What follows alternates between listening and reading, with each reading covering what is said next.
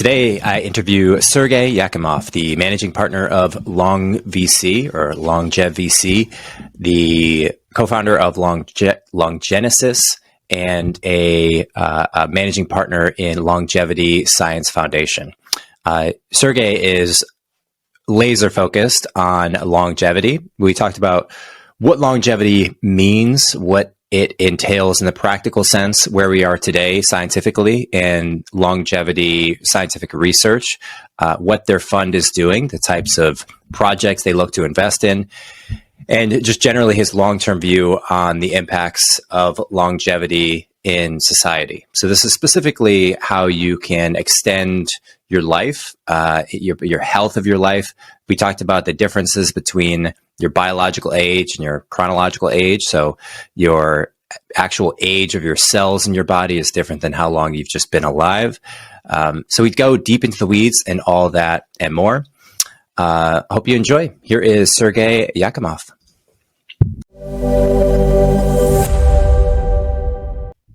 All right, Sergey, just like that, we're recording. I'm excited. I was reading a bit about your background, and I don't know exactly where to dive in first, but I really respect your ambitions that you have. It's right. Unusual specifically, but your emphasis on longevity of the human life and the different projects you've been involved in are really inspiring. Just to kick us off, maybe, do you want to just give me a sense for the different important projects that you have going on now and maybe that have influenced your thinking and what you're working on today? Sure, absolutely. So first and foremost, happy to be here, Mike. Right, very excited. Likewise, I did study your background a bit, so congrats on the things that you have been doing up to this point of time. I actually went through a couple of podcast episodes as well. So as for the exciting projects that we're now working on, so I am actually a founder by background, right? So that's pretty important to note, I guess. So I sort of spent all my professional life. I'm not that old. I'm 30, right? But I've spent all my professional life building my own companies, right? And attracting funding to my own companies, etc.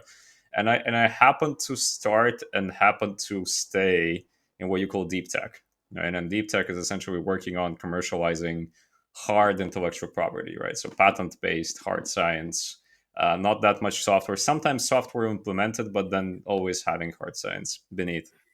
So this is the thing that shaped all of my understanding on how I look at commercialization, how I look at projects, how I look at sort of promising tech, etc. As we're talking today, sort of T0 today.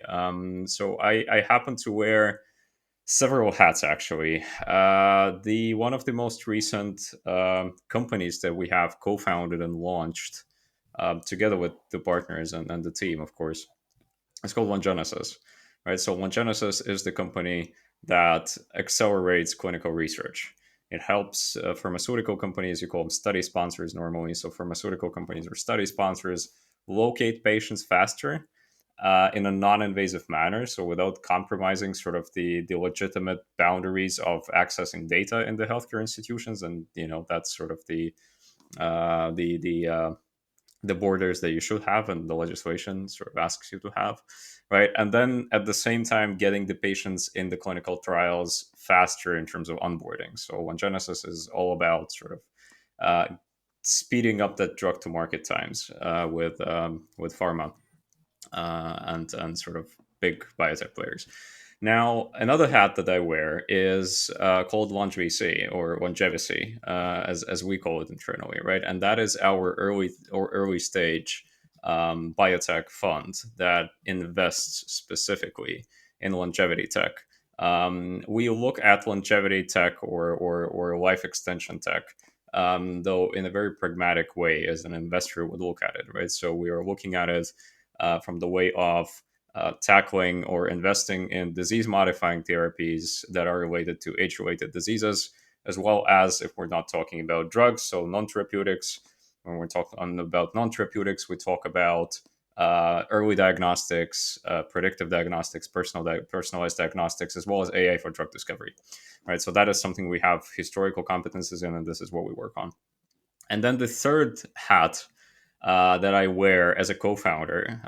So the lead is actually different. So one of our partners is leading that project. It's called Longevity Science Foundation.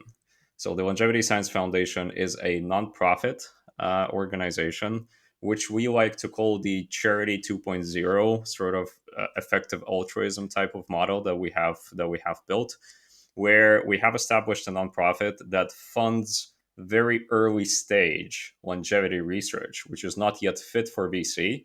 So it's still sort of very fundamental science, if you wish. These are not yet companies, right? But that can be very promising and can be very groundbreaking, but will die if not funded at this sort of very, inceptional point of time.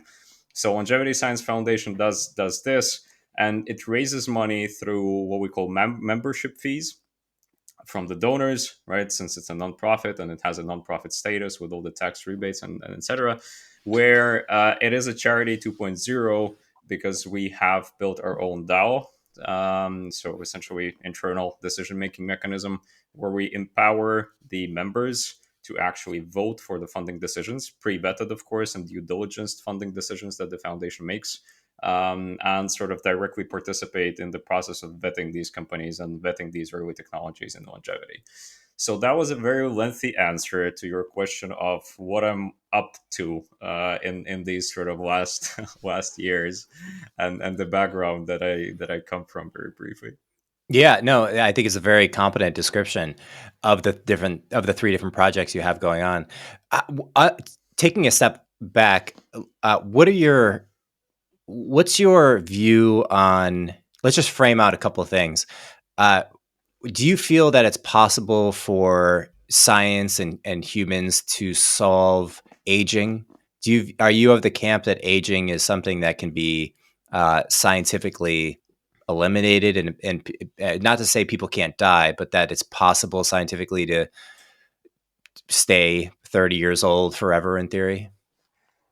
Right. So there are very. It's a good question. It's also a question that we get a lot when you work in the industry, right? So Okay. there are many layers that you need to tap into to answer that one. So first and foremost, you should differentiate between two two terms, where one is your chronological age and the other one is your biological age, right? So stopping chronological age is not possible, right? I mean, time sort of passes any way you put it. Now, your biological age is something different. So biological age is the condition you are now in, respective to how your body performs and how your body can perform your basic metabolic functions, and sort of how the whole engine still works together, and how fine essentially works, right? So there are many tools already in the market that help to track your biological age and compare it to your actual chronological age. These are called aging clocks, right? So there are several companies out there that are essentially doing it, right? And so that's the first part of it. The second part of it is, when you say sort of staying 30 forever, what you actually refer to is a concept which is called, in the industry, which is called longevity escape velocity, right? So it's a very sort of popular cliche term, right? But it's used widely. So the longevity escape velocity concept basically says that at some point of time, right? But then the tech would allow to sort of rejuvenate you 1 year back. So technically speaking, biologically, you're still on the very same sort of point in time, right? So you're not aging. Your systems do not get less efficient. That sort of thing. Now, the third point is, do you treat aging as a disease? And the latest answer is yes, you are, right? So we have passed sort of the barrier when we said, well, aging is not a disease, it's something that just happens to us. And this is where we are now treating aging as a disease, which means that we can now talk about, and hypothesize at least, about therapies that would offer what you would call systemic rejuvenation, right? Um, Now, again, coming one layer down, when we talk about systemic rejuvenation and sort of staying young, well, not if not forever, then for a long period of time, we have two levels of abstraction. Where one level of abstraction is something very pragmatic as a VC would look at it. And that is looking at your lifespan as something that happens and accumulates ever increasing amounts of risk to get age-related diseases that would in one way or another compromise your integrity and essentially lead to potential death or disability or significant reduction in the quality of life, right? The second level of abstraction is talking about sort of these utopian technologies and utopian approaches that would generally prolong life of a healthy individual, right? And these are two worlds which are not very far from each other, but you see sort of the focus is a bit different, right? So in both areas we are moving very fast. I mean, if we talk about age-related diseases, there has been a lot of breakthroughs in early early treatment. If we're talking disease modifying therapies, early treatment of cancers, early treatment is still not possible, but sort of preservation, at least sort of freezing the conditions related to the neurodegenerative diseases, such as, your Alzheimer's, Parkinson's of this world, etc.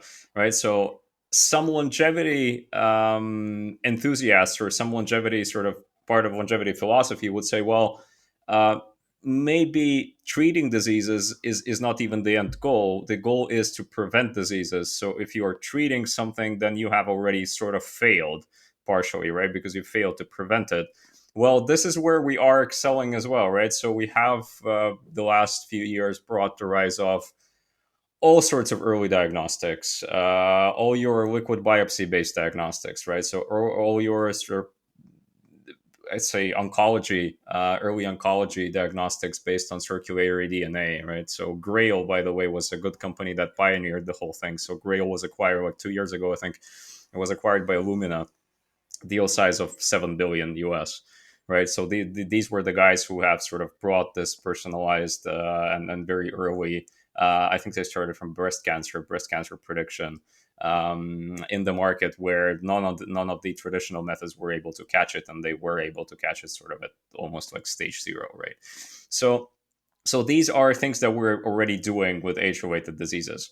Now, when we talk about sort of the second level of abstraction, which is systemic rejuvenation, this is where we sort of bounce into the realm of tech that has promise, that has demonstrated first clinical results, but still has a lot of ground to prove. And these are, for example, senescent cell therapies. I don't know if you've heard about these, right? But senescent cells are essentially these zombie cells, right? That your body accumulates. These are not necessarily malicious. So these are not tumor cells. They're not harming you in a direct way. But what they do is they don't die and they don't get cleared out, right? So technically, they're still metabolically active, and they consume all the necessary food that the healthy cells need, but then they don't replicate and they don't sort of participate in your in your healthy metabolic activities. So they're just not needed, right? So they slow the progress of the other healthy cells to repair you, to sort of make you healthy and performing well. So how do you clean these cells out, right? So and there are a bunch of sort of methods now in very early clinical trials, some in the later stages, which deal specifically with senescent cell clearance, right? So like this again, this lengthy answer. I'm kind of trying to paint the picture, right? Yes, aging is a disease. We start saying that aging as a process is actually the disease, because it's a process. As every disease, it's a process of slowly deteriorating what you have as your body and as your sort of engine and the overall functioning system. But then you should be very careful when you say living longer, right? So what do you actually mean by that? Do you mean a healthy individual, the average life expectancy of which we prolong, or you mean very early treatment of the diseases that the individual will get as he or she gets older? So there are a lot of ways to play around with it, but then yeah, we are on the path. I think we've done tremendous amount of things to be there. Mm. It's interesting when I think about aging as By the way, yeah. Mike, I just remembered. So the company, the aging clock company, Deep Longevity. So if everyone is interested, or anyone is interested, check it out. All right. So that is the one that allows you to track your biological age, uploading your physical blood work and blood data, lab data, and you know essentially comparing how you perform as versus your chronological age and how your biomarkers look, etc. It's pretty exciting. And it's very consumer oriented. Mm. Right? So check it out if you Deep Longevity if you're interested. It's interesting. I think about almost the pinnacle of medicine and scientific pursuit of medicinal options as what you're describing, which is stay healthy longer, if you were to summarize it very succinctly. And if you look at the pinnacle of that, it's you have the option to sort of say, okay, when do you want to, you can, like, this is the ideal situation, which I'll come around to in a second on why I think it's Right. potentially introduces new problems. But I think about it as if you really had the ability to just fine tune your aging by from a biological standpoint, intuitively you think, well, I'd probably live like hundreds of years, right? And then maybe one day I'd get bored and then I'd die. And maybe that's true. Maybe that's what individuals are incentivized to do. I wonder about the long-term negative externalities of having this technology available. Like, there'll certainly be massive societal implications, and not all of those will be a good thing. If assuming the research and the progress continues at any rate, really, over the decades or centuries to come, what new problems do you think society will be faced with when people have a cheap and very effective way to reduce biological aging? Certainly, if you think about it from like a systemic societal perspective. I think again it's a question that has been around as one of these moral dilemmas of like, should we even live longer to begin with, right? Like, should we Mm. even care? Um, Mm. I would invite you to like I don't have I have my own answer to that question, right? It might satisfy some, it might not satisfy the others. So Yeah, tell me. the way of how you can look at it is humans die, systemically die, very often not because of aging, but because of other factors that you cannot shield the humans from, right? And these are all your environmental factors. These are all your, well, emergency situations. These are all your other sort of life events that eventually come around, right? That's the first part of it. Hmm. The second part of it is, why wouldn't you, technically speaking, like, because when we talk longevity, we primarily talk about sustaining a healthy high level of human performance, right? We're not talking about, well, how to make the body live to 150 years, right? Like, mechanically, how do you preserve life in the body? This is not what we were after, right? So what we were after is maintaining the healthy level of performance. So why don't you want an increasing amount of individuals to actually sustain this healthy performance for a longer period of time, be economically active both as consumers and as producers, right? And sort of and contribute to the society. And this is where you start looking at the problem from the different angle, where maybe, just maybe, right, one of the ways of how to solve this sort of silver wave crisis, which is now there in Europe, right, where you have a lot of people that are in their retirement, and not enough young people to actually participate in the economy and to sustain the whole pension system for these people that are in retirement, that have technically earned it, right? But then how do you pay them? So why wouldn't you want to essentially extend the capacity of the individual to be economically active not only as a consumer or as a receiver of any sort of social benefits, but rather, well, as a full scale economic performer. So I think that's the first part of it. The second part of it is um, a lot of age-related disease death, as comically or as ironically as it might sound, actually happen in the younger age, right? So you have tons of cases of cancer, of other sort of neurodegenerative diseases developing rapidly in people that are young, and that can be again sort of these individuals that can contribute to the society, and be good to the society and bring benefit to the other members of the society. So why wouldn't you want to prevent these risks, or why wouldn't you want to sort of work on the early detection and early cures for these people to preserve them? And we're now talking holistically, right? So we're not talking even morally, but rather like sort of holistically, economically, uh, umbrella, painting the umbrella picture of what's good for the society in general.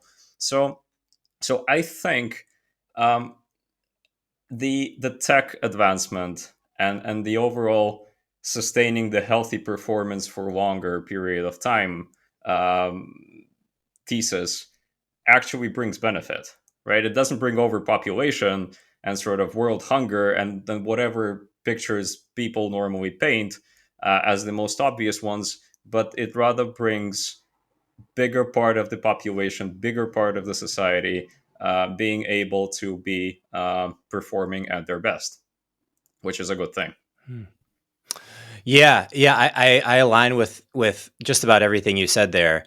I tend to look at developments like this, large scale, societally impacting technological developments, as neither a good or bad thing, but an inevitability. And I tend to think that people leading these efforts, or being leaders in the industry, as kind of being stewards for facilitating an integration process with this new technology that doesn't whiplash society too hard. So I think about this with the internet, with basically any Yeah. large scale impacting technology, as there's going to be a negative externality. There's going to be people who either individually or societally at a whole pay some price, right? I don't believe that there'll be just better health for everyone and then there's no externality from that.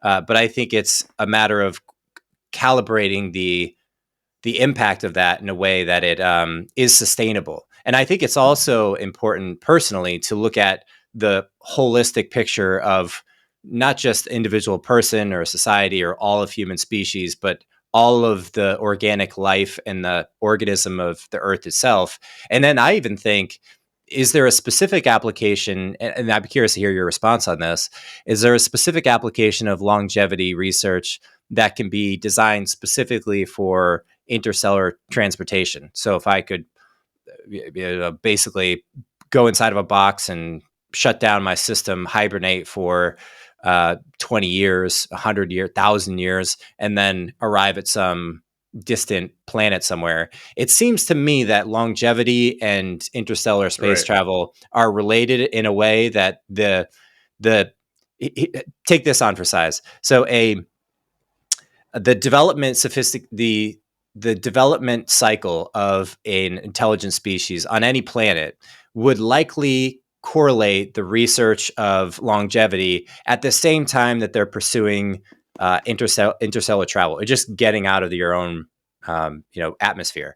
And because I think the relative technological advances Hmm. of machinery, of research, of the specialization. I mean, you need some people that are just focused on these problems, focused on a part of these problems for 30 years. It's the kind of requirement that it takes. And so the fact that we're just getting off the planet realistically within the last 30, 40 years, and that's a big part of the development of our advancement, technologically speaking. And the same thing is true in longevity. Like, it's a relatively new field. There's substantial progress, but there's a ton of improvements to be made in the future. I wonder if this is like an occurring cycle where intelligent species on different planets. There's trillions and trillions of them. They develop the ability to extend their own life consciously at the same time that they develop their ability to transport themselves to other planets. And like, this is kind of a science fiction type question to you, but I pose it just to hear your reaction on the potential for this to be like kind of a coordinated dance that that we're in. It might be also true in other planets as well. Yeah. So I think there is a very there are two parts. There is a two-part answer to the question, right? So one is more down to earth. The other one is more utopian. The more down to earth part is the concept that I briefly mentioned already, right? So the longevity escape velocity. So how do you prolong your life, or or how do you preserve your biological age at a certain point of time with interventions that you have developed, right? And technically speaking, this is this is where you can further hypothesize about sort of the deep space travel, et cetera, right? So we're traveling at least between different planets. So that's the first part of it. The second part of it is an area of longevity research that has been very sci-fi still. I mean, it still is sci-fi even for the ones that are in the industry and the ones that are investing in the industry. And this is, of course, well, I'm not sure about the correct term. I guess it's either cryonics or cryogenics. I mean, you can call it either or, right? But that is sort of all of your freezing cell activity type of exercise, right?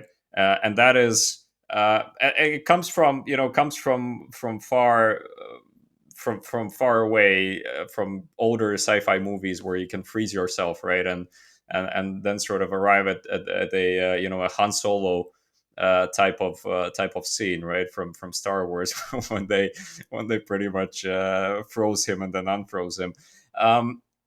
I am not aware, say put it that way. So I'm not aware of any significant scientific proof or any significant clinical data that would at least partially, or at least, well, approximately show that this is something that works at this point of time. There is a bunch of research happening.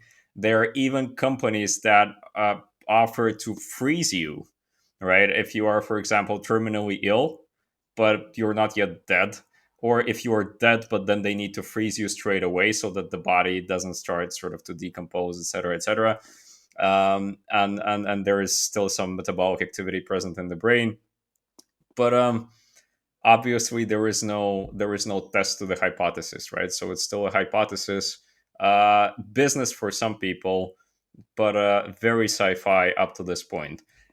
Then again, 5 years ago, 6 years ago, using artificial intelligence for drug discovery, so you're using AI to model a small molecule, right? Not using the lab, but the AI engine to essentially come up with a molecule candidate, was sci-fi as well. Maybe not that sci-fi as freezing the person and unfreezing someone in 150 years, right, on another planet.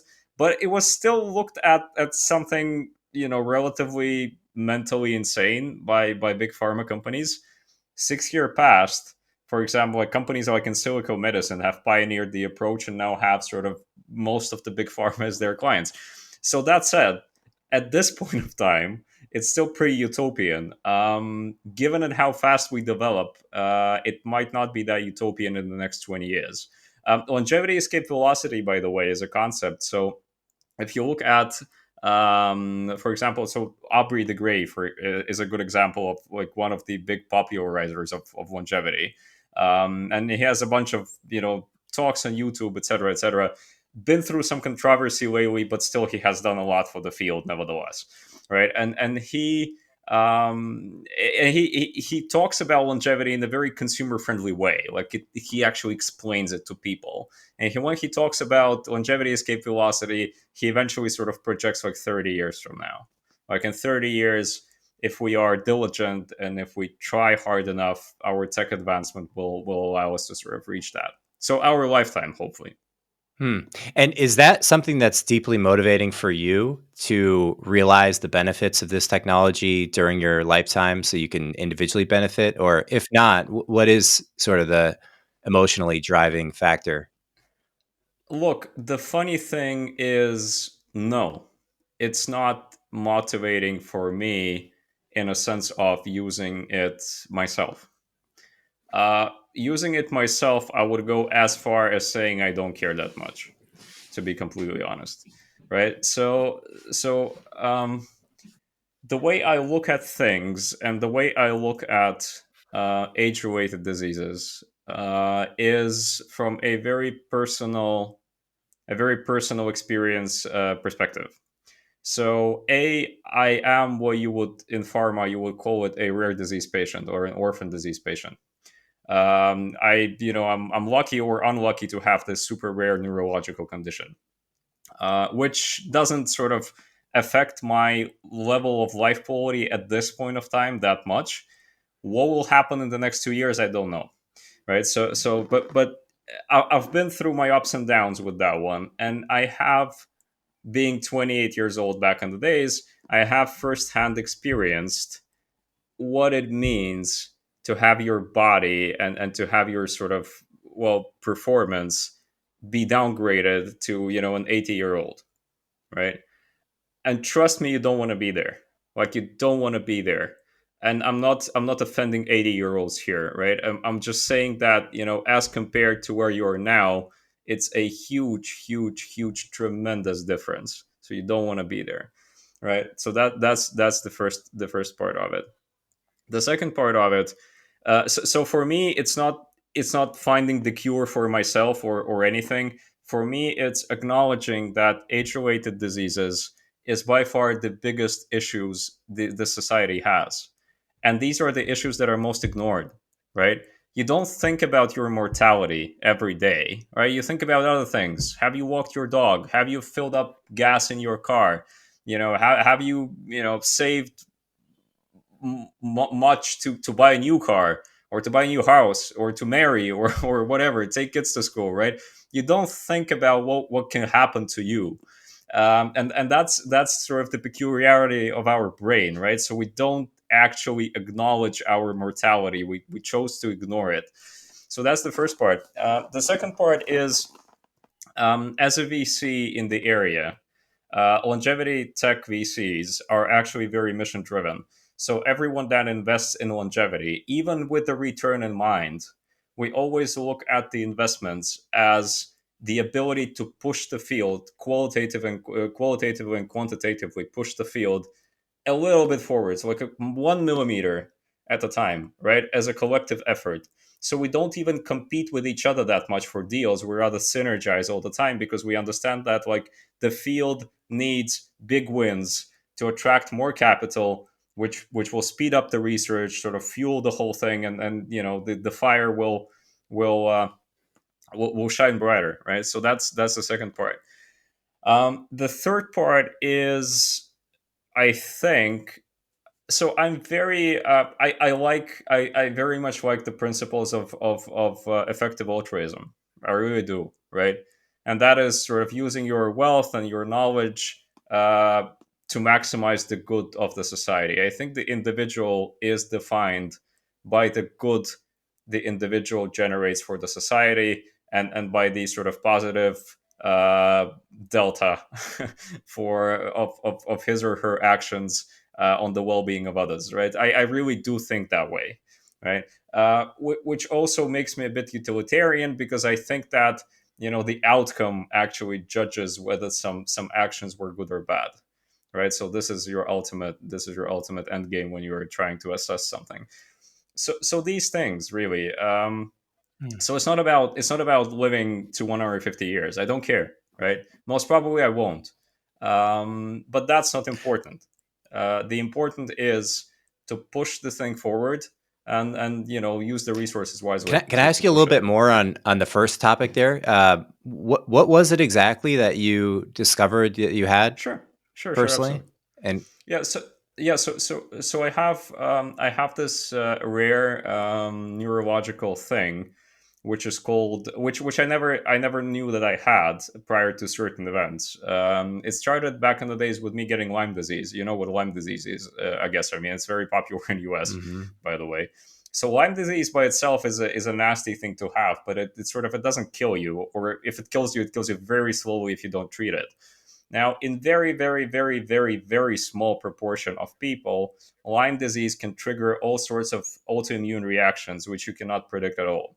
In my case, it triggered an autoimmune reaction, which caused my body to develop an antibody against myelin, so myelin sheath on my nerves, and to attack my spinal cord. Right, so Lyme disease triggered what you call an autoimmune induced. There is a specific antibody which is called MOG, MOG. So the MOG autoimmune induced myelitis, right? And if you Google myelitis or transverse myelitis, you will sort of get the picture of how screwed up that condition can actually be. Well, you cannot even imagine, right? So you're essentially losing your body functions. You can get paralyzed in like one night, or lose your ability to walk, or to eat, or to breathe, or to whatever, right?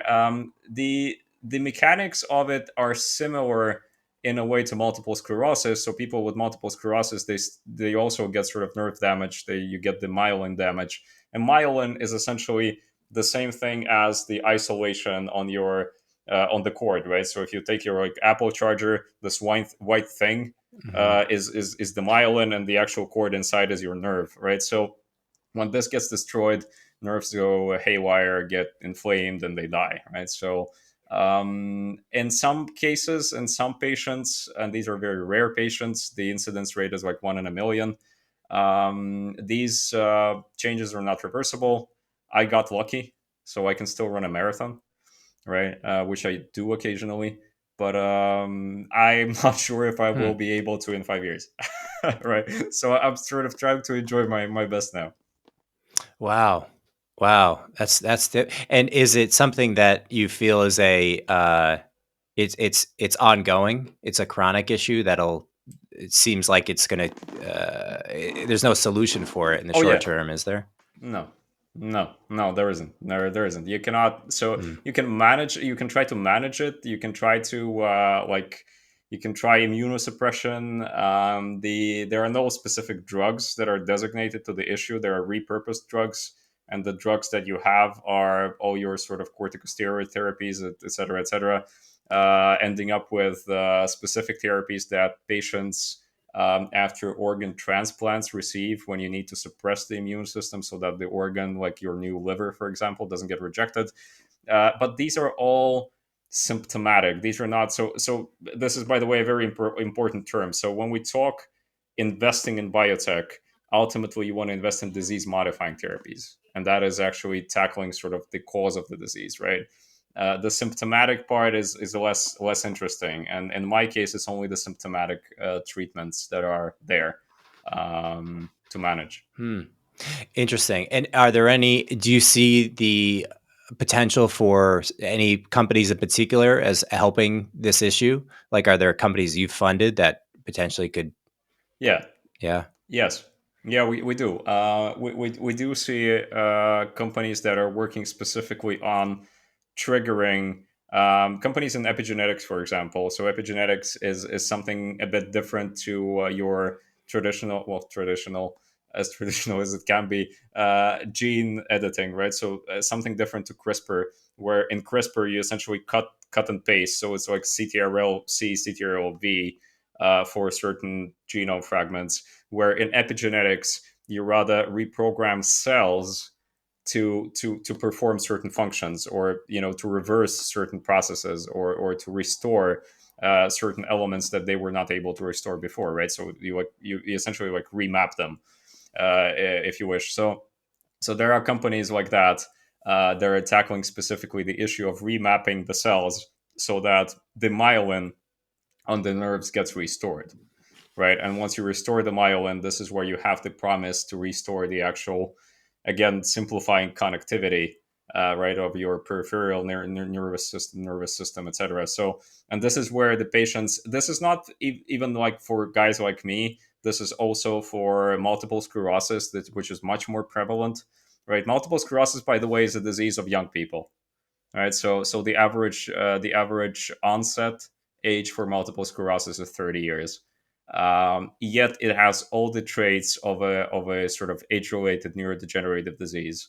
Coming back to your question of whether longevity interventions would harm or benefit the society, well, there you go. They will benefit.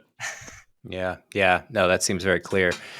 What are your thoughts on the psychological or conscious influence on epigenetics? So I've read about this to some degree, that your mind and your body are intimately connected, and we see this in the classic Western medical literature with the idea of the placebo effect, which is kind of like the blind spot of Western medicine because it is acknowledged scientifically, but kind Right. of unclear as to what is the mechanism behind it.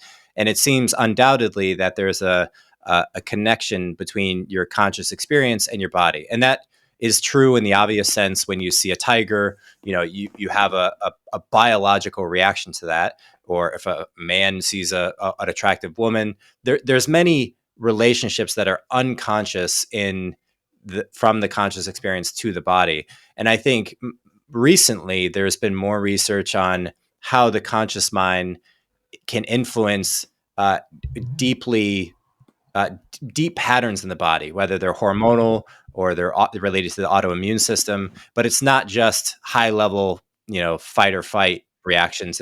It's more nuanced, and it seems to me that there's a potential for an unlocking of this connection between the conscious mind to the epigenetics, or the deep parts of our ecosystem, biologically speaking, that can potentially really help people heal through issues that they're having. I'm curious your thoughts on this.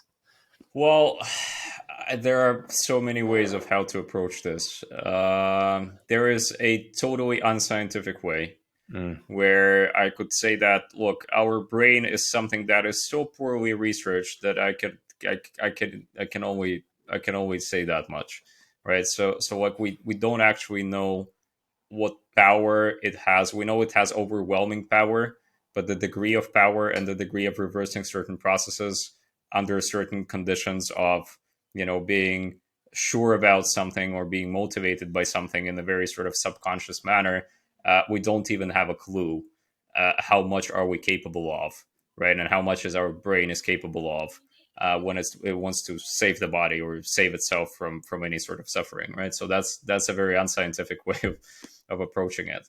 A more scientific way of approaching it is saying, well, epigenetics is all about instructing the cells to behave differently, as opposed to how they behaved before. I'm oversimplifying things, right? And scientifically inclined people that will be watching this might say that I'm talking nonsense, but I'm really not. I'm just trying to make it digestible. And But with epigenetics, you're looking at, well, pharmacological interventions to make it happen, right? So you're looking at drugs which would ultimately stimulate or reverse certain processes, right? And with epigenetic treatments that are currently in studies, we are now starting to explore how epigenetics might work with local delivery, right? So by local, I mean it's still not systemic delivery, where we're not trying to target diseases that are systemic diseases such as cancers or etc., right? That would mean systemic delivery into the body. We target local things such as scar tissue, for example, right? So how do you reverse skin local or reverse skin regeneration so that scars disappear, right? And that's a baby step, but it's a huge one actually. How do you reverse damage to your retina? So your all sorts of ophthalmological sort of indications, right? And so how do you prove that it actually works, etc. But these are all pharmacological interventions. Now, another thing of how to illustrate of how our body is capable of dealing with issues, complex issues with a little help is, of course, immuno-oncology, right? Which is, again, a huge field, right? You can write tons of books about it. But it's essentially, how do you stimulate the immune response, and how do you reflag, let's say, tumors or harmful cells for your immune system, so that you do not bombard them with a nuke, which a chemotherapy is, but rather you make your immune system respond and recognize these bad cells that are otherwise hiding from the immune system, and make your body capable of getting rid of the tumor by itself, right? With a little help, yes, but not a drug, or not an intervention that would nuke both your healthy cells and your sort of angry cells. So you see where I'm getting there, right? It's very often about helping your body to trigger certain mechanisms, even with pharmacological interventions. And then at the same time, you should always admit that, yes, placebo effect is there. We're observing it all the time. We are observing it in clinical trials as well, where you're doing double-blinded clinical trials, where some patients think that they're getting the treatment and they actually demonstrate improvement, but then it turns out that there was no treatment, right? And they were getting essentially a blank pill. So and the doctors don't know as well, because it's a double-blinded trial. So that said, human brain and in that regard, human body is still a very unexplored territory with these processes. I am prepared to talk about the processes which we trigger pharmacologically, right? This is where we are more confident. Yeah. I personally feel that there's an enormous potential for unlocking, call it innovation, or like medical improvement in this specific area of the relationship between the conscious experience to the deeply biological. There's a guy that had done a study. Wim Hof is kind of a famous, I think he's from, where's he from? Somewhere in the Nordic. This guy, if you're not familiar with him, he is known for his breathwork therapies. So he does a lot of breath work. He does a lot of cold exposure. I think he has the world record for the longest swim under ice, where he swam some like super long, like 50 meters under an iceberg. And he conducted a scientific research where him and a number of other people that went through his breathwork and meditation protocol were then exposed to, I forget what it was. It was like a flu or some sort of not lethal, but serious illness. And they were exposed to this in a hospital setting, and they measured the autoimmune response from these patients versus average patients who just had no exposure, and they were dramatically lower. So the impact that this disease had on these particular patients was extremely low, because of a lot of the, you could draw the conclusion that was because a lot of the work that they were doing on the mind connection to the body. And it feels to me like there's a relationship, intuitively speaking, from the energetic part of our body to the physical manifestation of the body. And I think there's something true to that. I think it's, an example of that might be, if I'm stressed or frustrated about my relationships in my world, then I might develop a physical manifestation of that stress in like stomach issues, or it may be autoimmune issues or thyroid issues. And I think that this is becoming more serious of a topic of research, scientifically speaking, where it's kind of seen anecdotally speaking. And yeah, it seems very exciting to me. It is very exciting. And the deeper we dig into the risk factors of various illnesses that we now know how to describe and try to manage, and these are, again, all of your oncological manifestations, etc., the deeper we dig, the deeper you see that we start to refer to such factors that are hard to quantify. And these are, stress and these are sort of all of the emotional hardships that you are, putting yourself through, et cetera, et cetera. Again, it works. So empirically speaking, scientifically speaking, you cannot measure it. If you cannot measure it, you cannot prove that it exists, right? So there is, but there is no like numerical correlation between the two. But that said, I think everyone agrees already that your mind is the party setter, right? And the state you're in mentally ultimately dictates your performance physiologically. Yeah. Absolutely. Do you think there is no ability to measure it empirically? Like there's a guy I watched recently who is he went to Stanford for I think it was economics or psychology, and then he lived in India and studied Buddhism for decades, and he then came back to the U.S. His name is Right. Alan Wallace, and he's an older guy now, but he started an institute where they would empirically study the effects of meditation on the body. And so he would have a group of people with no meditation experience and a group of people with it. And then he would basically isolate them individually, put them through these protocols, and then measure their abilities. And I view this kind of another example of this would be they took Buddhist monks and put them in a fMRI and looked at the brain scans. And then I think they actually gave some of them MDMA or LSD, some psychedelic, and looked at the impact that it had neurologically and anecdotally. And it was dramatically different. Like it had basically no effect on them. And I find that's at least that's one pathway to study this connection of the mind body empirically speaking. I am more than sure that if you work on it, you can even come up with a fairly empirically tolerable clinical protocol for the study like this. It should be more sophisticated than just stressing some of the people out and behaving normally with the other people.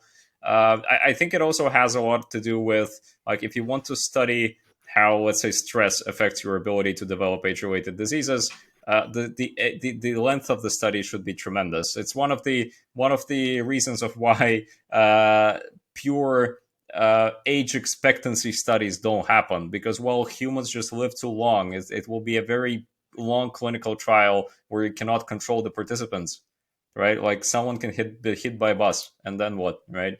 You get a dropout. So it's just hard design wise. But then I'm pretty sure that you can come up with one if you think hard enough. Yeah. And there's also, you can discover truth, to your point. You can discover a truth about the body, about health, about the world that's not, it's not represented numerically. It's not an empirical result, right? Because our bodies are not machines. And while there are predictable hormonal responses neurologically and just pharmacologically, there's another element to it. It's not just this is my belief. This might be a disputed topic, but I don't believe that there's a ton of little machines working on the cellular basis, and that's just it, and that we're kind of like somehow conscious beings inside of this complex ecosystem of robots. There's undoubtedly these robots, and they're fucking mind-blowing. The fact that they exist. Some of the visual representations of these things that you can find on YouTube are mind-blowing. But I do think that there's something more to it. That it seems like we have no idea. And tell me if you disagree with anything I'm saying. But we have no idea why they do what they do on so many levels. Like we can see the process of myelin unfolding in the brain, or neurotransmitters, or just the way that muscles contract or cells take in or put out different substances. Like all these things are insanely complicated, and the motivation behind it, like why do they do what they do? We can see how they do it. We can see what they're doing. But yeah, it does seem to me that like that, if scientific study doesn't try to encompass this within the conscious mind, and it looks at this as like a robotic mechanical issue, to me, it seems like there's a proverbial wall that we just won't be able to get over. And I don't know if you align with that or not, Sarah. So I'm so curious to hear your response on this. The perception that there is maybe a misconceptual understanding where the Western medicine, empirical, scientific lens through which we view the body is like it's looking at light as a particle and not as a wave particle. It's seeing that there is one part of the body that is absolutely true, but it's missing the whole idea of a light being a particle and a wave, to me, encapsulate this idea pretty accurately. But I view it as like Western medicine sees light or the body as the particle. And then there's this whole energetic reality to us that just doesn't seem to be encapsulated into the lens through which we view. And I view somehow there has to be an expansion of understanding of the holistic human being if there is to be massive breakthrough. And I put that to you and see how you respond. I will respond. I will respond in a very well. I'll second that. Look, I think what you're referring to is this big old question of like, I cannot be just a very complicated random combination of cells that happens to be walking around among the other random, very complicated, once in a trillion sort of chance of being born complication of cells, right? So that is a question in the realm of sort of higher meaning and who are we, right? And I think that realistically, there are good things about empirical scientific approach, and there are bad things. The good things are science always asks you to prove things. It always asks you how you measured things, how you measured certain effects. How do you come up with these conclusions? What was the scale against you were measuring? What was the group against which you were comparing to? Now, the bad thing about science is the very same argument. It doesn't allow these exploratory hypotheses to be dominant unless proven otherwise, right? And this is where I think scientifically we are in a way limited to biology, to metabolic processes, to looking at our bodies as a huge, well, on the cellular level, huge factory that has been uniquely built throughout thousands of years and millions of years of evolution, right? And then again, the other level of abstraction is, well, questioning like why was it built, and if you wish, by whom and under which circumstances, right?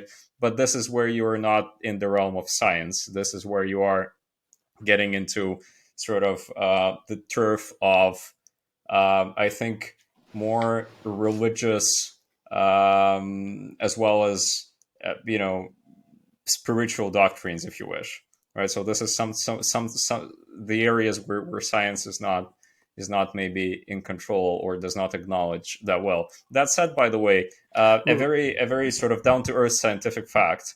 A lot has been done now in terms of research on your microbiome and sort of your microbiota. And we're now getting as far as acknowledging that we didn't understand anything pretty much on the huge role of the bacteria in your gut actually influencing you and your decisions and your cravings as a human being, right? All the way to hypothesizing that your gut bacteria are actually kind of the ones that are controlling you, right? And sort of controlling your behavior. And that's a scientific hypothesis that is being tested, not in this form, of course, but sort of that's the essence of it. So we still don't even know a lot about how we function cellular level wise, not even spiritually. I mean, yeah. Yeah, I love it. I mean, it's an area that affects everybody, and it might even be the most meaningful thing to everybody, which is your own health and the relationship that you as a conscious being have to your body. And yeah, I just give you so much credit for pursuing this seriously and starting up the 3 projects that you have.